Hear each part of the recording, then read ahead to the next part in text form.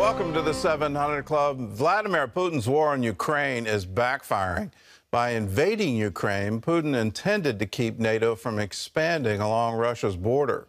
Instead, the opposite is unfolding. Today, Finland announced that it wants to join NATO, and Sweden is expected to follow. George Thomas has the details from Helsinki.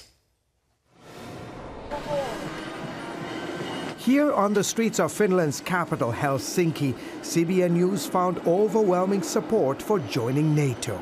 If we look at the Russian behavior, I think there are quite few options for us. Sharing an 830-mile border with Russia, Finland is historically neutral. Moscow's invasion of Ukraine, however, has so alarmed this Nordic country that it's now racing to find safe haven in the arms of NATO. I think we should have done it already like 2 decades ago, but it's about time to do it. Finns understand what Ukrainians are going through today because they have to only look at their own history and their experience with the Russians. November 1939, the Russians decide to invade this tiny nation under the pretext that it was saving Finland from the Nazis. Decades later, Finns see Russia as a clear and present danger. We have fought against Russia 2 times in 1933 and 1945. So we have to get some allies.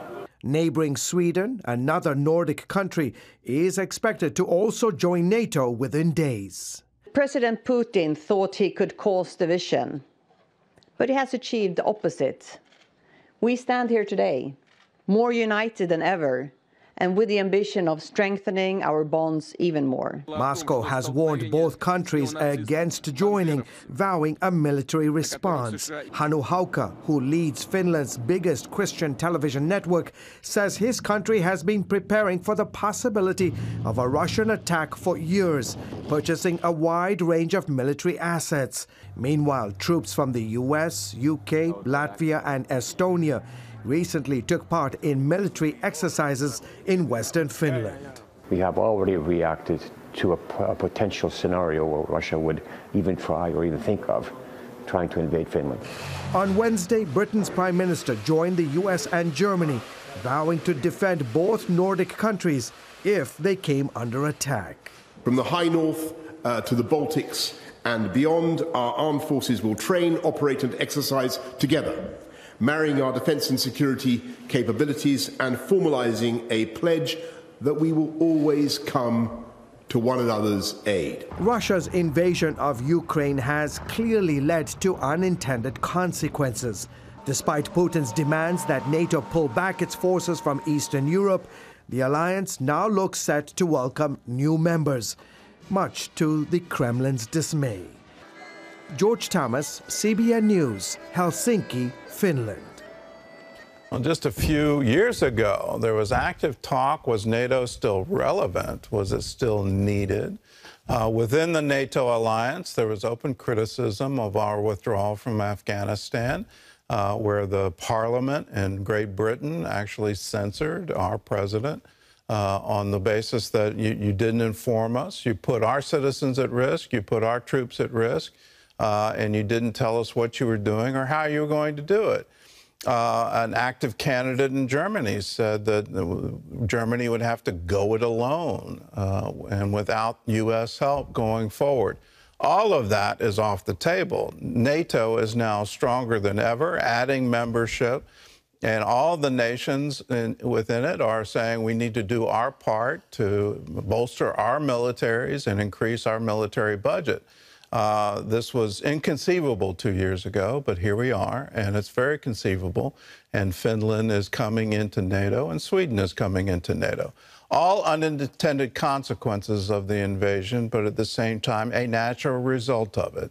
What else could Russia possibly expect if you go in and do this kind of thing to a civilian population, a Russian-speaking population, and you round them up, you deport them, or you kill them and bury them in mass graves? What do you expect everybody around you to do but recoil in horror and say, how can we stop you? That's what's happening, and I just plead, please, Russia, stop this. Realize your incredible mistake. Apologize to the world community, apologize to Ukraine, and dedicate yourself to rebuilding the destruction that you have caused. Here at home, the Pentagon's budget request for 2023 is the largest in U.S. history. Still, it could mean an overall drop in defense spending once it's adjusted for inflation. That means a shrinking military in the face of growing international threats. Caitlin Burke reports. America's top military leaders agree. The world is quickly becoming more dangerous and unstable. Defense analysts worry that new reality is not reflected in the proposed 2023 defense budget. If the budget isn't keeping pace with inflation, if it's not keeping pace with the demand for real world assets and real world potential combat scenarios, then we're always going to be behind. President Biden's overall budget proposal includes $813 billion in national defense spending, up $31 billion from the previous year. It was put together, though, before Russia invaded Ukraine, and with an assumption that inflation would drop to about 2.5%.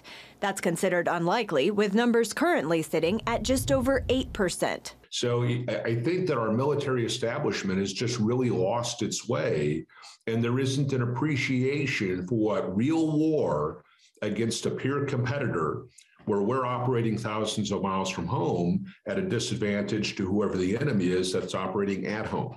And we're seeing these unfortunate realities play out in these budgets and lack of capacity and shrinking of the force. We base our decisions on the size of the stockpile on our requirements.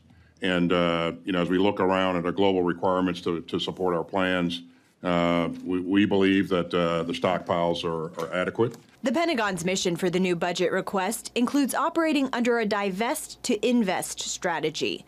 That means cutting certain programs now to invest in modernization that will hopefully pay off later. The Navy, for example, wants to retire 24 ships, a move that would shrink its fleet to just 280 ships over the next 5 years. We won't increase the size of the fleet any more than 1 ship per year for the next 30 years. They won't get to their objective fleet of 355 ships until the year 2050. Representative Elaine Luria fears that strategy compromises the ability to respond to the threats of today, specifically China.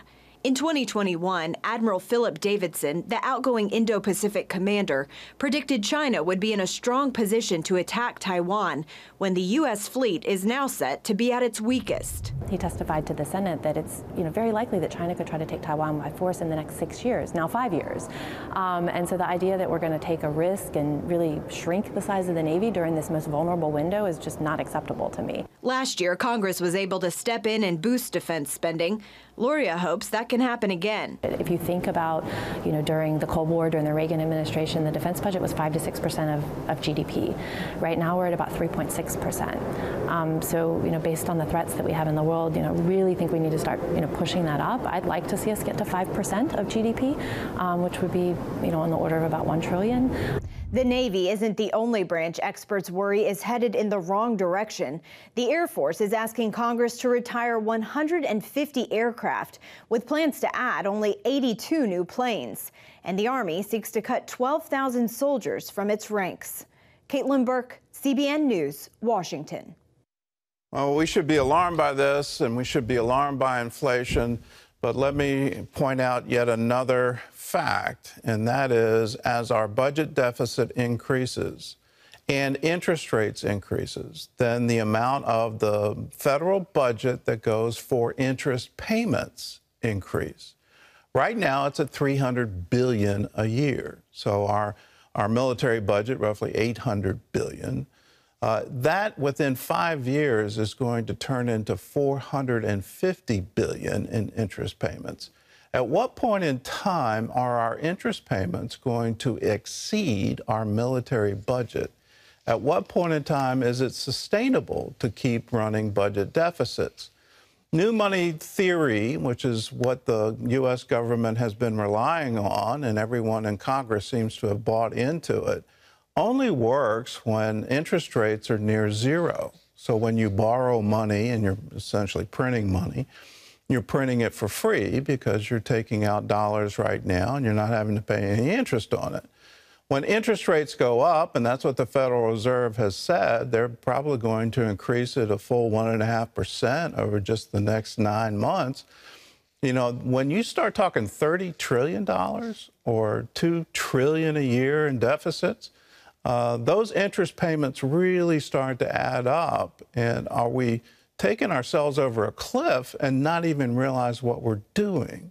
You know, what's the economic theory driving these things? And do they understand these interest payments are going to be unsustainable real quick, not 10 years from now, 20 years from now, but within 5 years? When you're starting to talk $500 billion in interest, that's real money. And I don't know any government that can afford that.